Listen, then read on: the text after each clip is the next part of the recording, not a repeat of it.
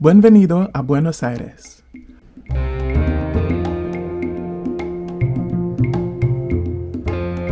+14 hours of travel and we have arrived at Ezeiza Airport, which serves the Buenos Aires area with international and some domestic flights. It is the largest international airport in Argentina. If you're interested in an airport tour from the US to Argentina, let us know in the comments below. After deplaning, we headed to immigration, a fairly short walk from the Copa Airlines terminal. This was summertime with an early morning arrival, and the lines were not too bad. There is no required documentation on vaccination at the time of this filming. A reminder to always check your embassy's website for the latest travel requirements for your destination before you travel. Travel tip number 1. Have the address of where you're staying ready to go while you wait in the immigration line. We'll be staying in the Palermo neighborhood of Buenos Aires during this trip. Right as you exit baggage claim, there are several transportation services, including taxis, buses, and car rentals, ready to get you to your final destination. It's a little freeform. You'll get asked if you need a ride, or you can join whichever line you prefer. Most of these services accept foreign currency, so don't worry if you don't get a chance to visit a currency exchange beforehand. You'll get an in-depth breakdown of the exchange rates, the local economy, and tips on where to get the best bang for your foreign buck a little later in this video. The cab ride from Ezeiza to Palermo is about 35 kilometers, an hour's drive northeast. It's a fairly smooth ride getting into the city.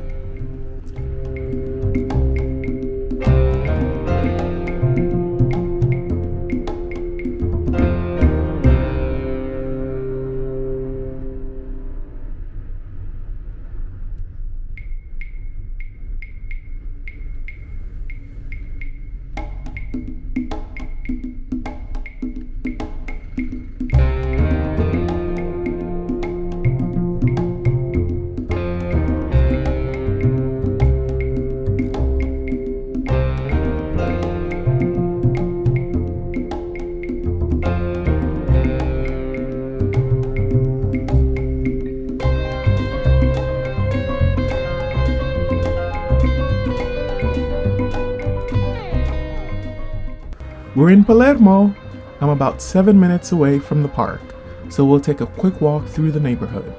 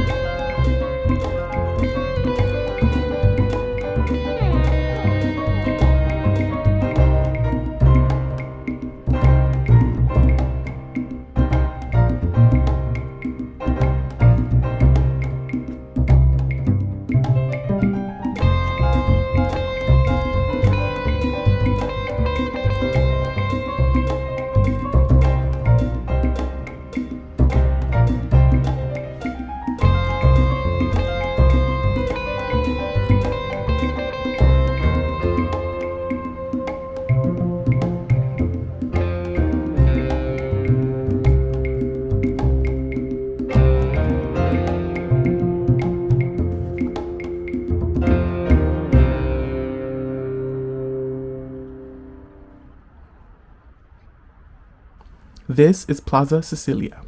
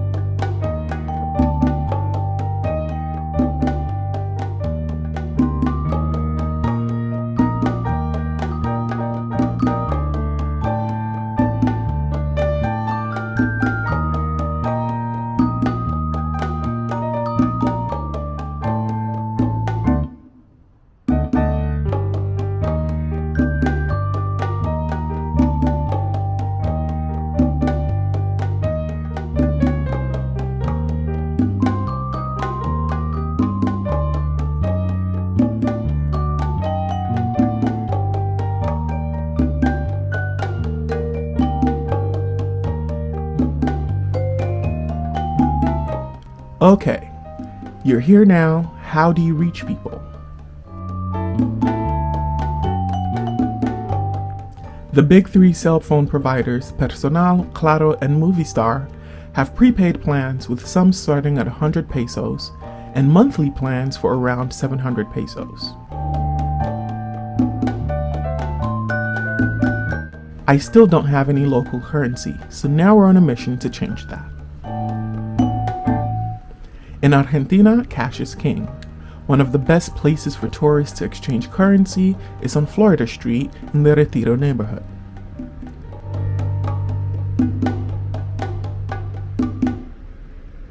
Pass through Plaza San Martin, and here we are. In Argentina, there's the official currency rates and then the unofficial rates, which was around 350% dollar to peso ratio at this time of filming. Florida Street is a good place to begin because it's very tourist forward and you can get a lot of services including local tours, electronics, food, and clothing options in a single place. You'll hear throughout the street. You can approach someone and they should be able to help you in this regard.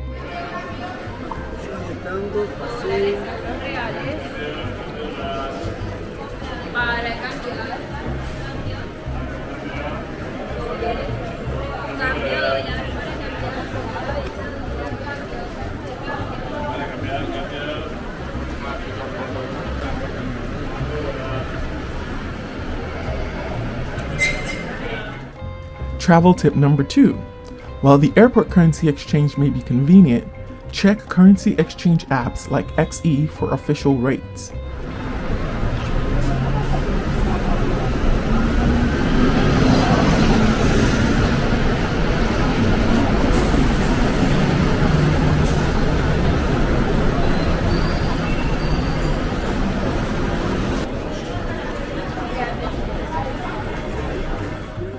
Florida Street is tourist central. Here you can exchange foreign currency for Argentine pesos, although US dollars are preferred.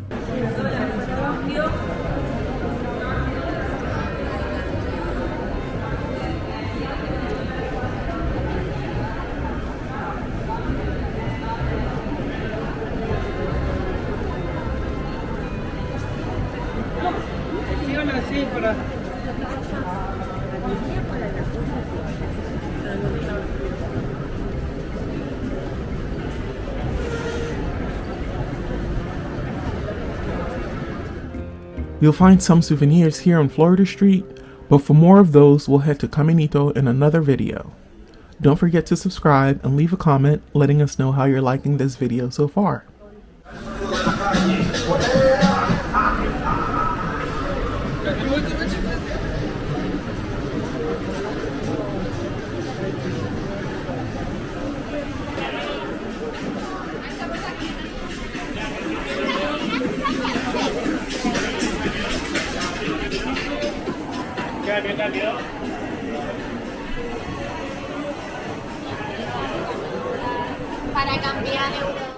There's a network of people here to help tourists and honestly themselves get the best out of Buenos Aires. Be careful who you follow and where, since these are technically black market rates. Stay vigilant. My experience exchanging one currency for another here was safe and efficient. It's important to know that different people will have different rates, so ask around, and some quick maths can help you determine if you're getting the best bang for your buck.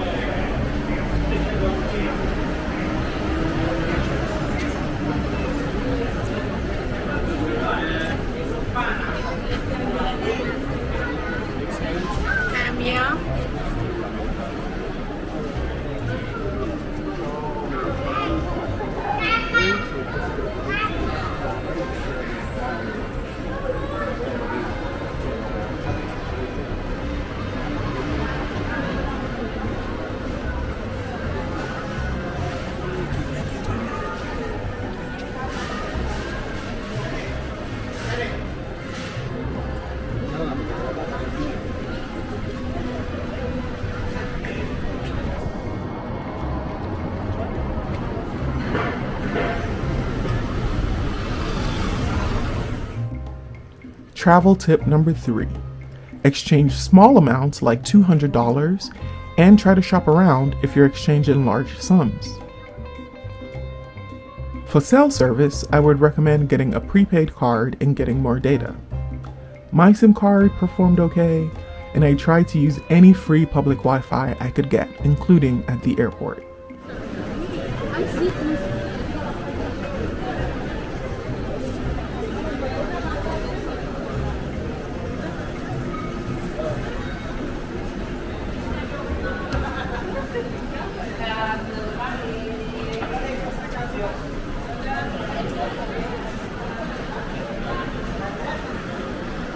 Next time, I'll get a local SIM card because having quick access to the internet makes it easier to communicate, especially since WhatsApp is the main communication platform used here. Most local businesses, shops, can also be contacted through WhatsApp.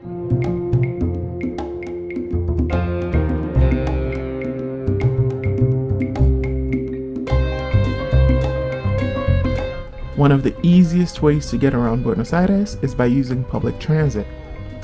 You should get a SUBE card, your ticket to Argentina's national transportation system. SUBE cards are available at subte stations, these are underground rail networks in Buenos Aires, across the 8 tourist assistance centers in Buenos Aires, and at many kioscos, these are corner stores around the city.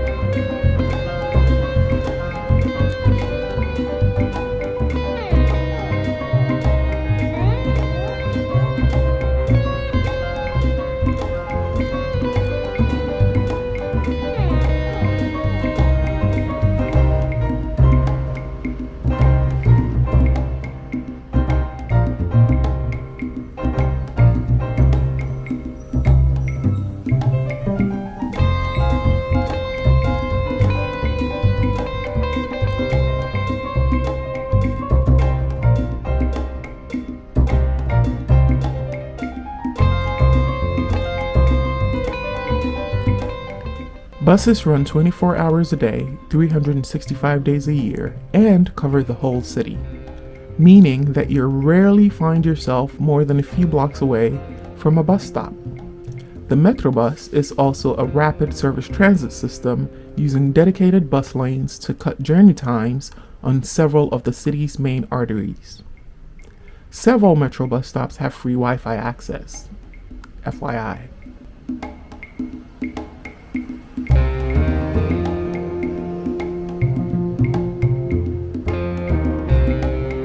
Now a little more about the Strip. I chose to stay in Palermo because of how central it felt to cultural sites and its proximity to other neighborhoods. Palermo can be subdivided into roughly 13 neighborhoods. Palermo Nuevo, where I stayed, also houses the Palermo Woods, which are the largest green area in the city of Buenos Aires, and include landmarks such as the Rose Garden, the Eduardo Sivori Museum, a municipal art museum named after Eduardo Sivori, who founded the first artisan guild in Argentina, and the Galileo Galilei Planetarium.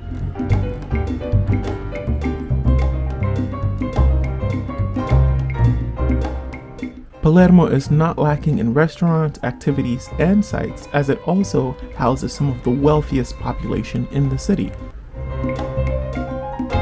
While there are hotels around, I chose an Airbnb to feel more integrated into the city and the culture.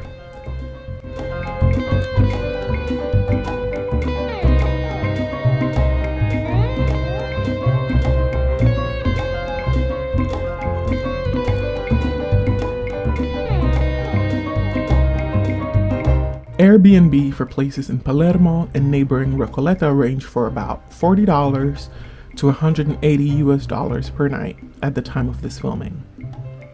Perhaps best known as the polo capital of the world, each year in November, the city hosts the Argentine Polo Open. Palermo is also home to the Museum of Decorative Arts, the Latin American Museum of Buenos Aires, and the Buenos Aires Botanical Garden, among others. With various important sites and a bustling nightlife, Palermo is filled with activity. It is safe to walk around during the day and also at night, and it's not uncommon for people to be out having dinner around 11 p.m. or grabbing drinks past midnight. The city feels very alive at all hours of the day.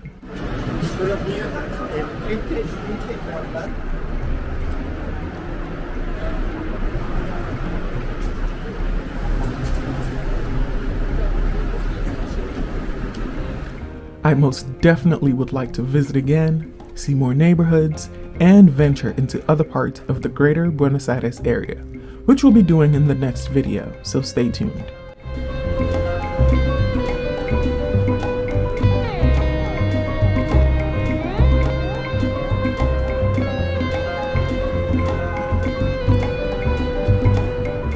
Make sure you're subscribed to this channel, leave a comment below.